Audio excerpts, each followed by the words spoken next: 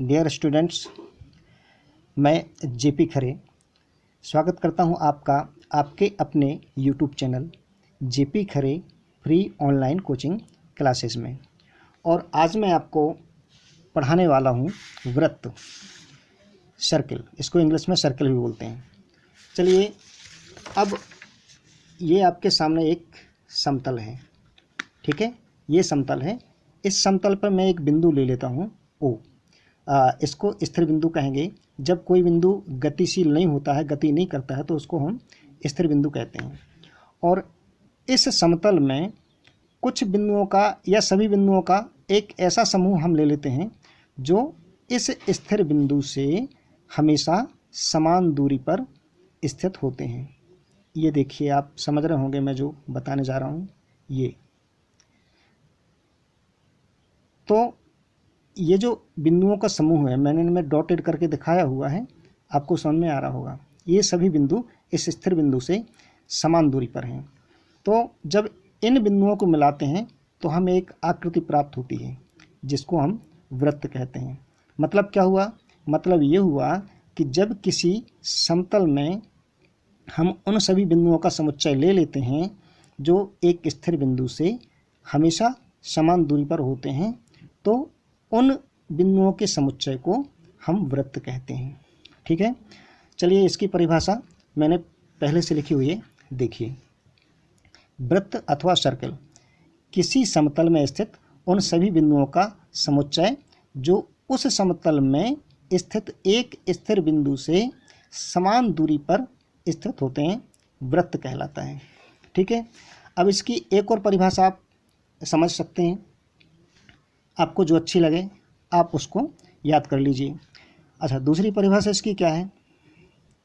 किसी समतल में जब एक गतिमान बिंदु इसी प्रकार से गति करता है।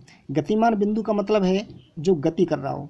तो किसी समतल में जब एक गतिमान बिंदु इस प्रकार गति करता है कि उसी समतल में या प्लेन में स्थित एक स्थिर बिंदु से उसकी दूरी हमेशा समान बनी रहती है, तो इस गतिमान बिंदु द्वारा बनाया गया बिंदु पथ, जिसको हम लोकस भी कहते हैं।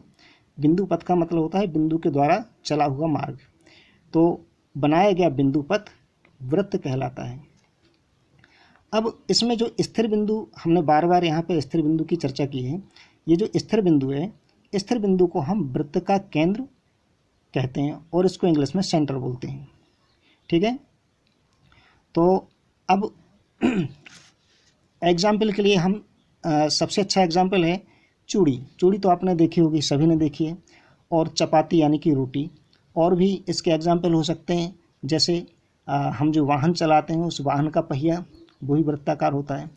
अब चलिए, जब हम इन बिंदुओं को मिला देते हैं तो हमें किस प्रकार की आकृति प्राप्त होती है वो भी आप देख लीजिए।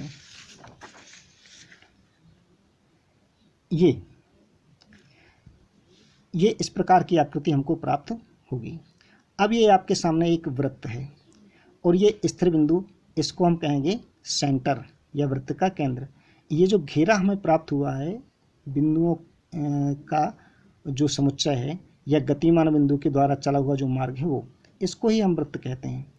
और अगर इस घेरे पर हमें एक अन्य बिंदु लेने, कोई मान लीजिए ए ले लिया है, तो ए को सी से मिलाने पर ये जो रेखाखंड प्राप्त होता है, या दूसरे शब्दों में हम ये भी कह सकते हैं कि वृत्त के केंद्र से वृत्त तक की जो दूरी है, वृत्त की परिधि तक की जो दूरी है, उसको हम कहते हैं त्रिज्या या रेडियस, ठीक है।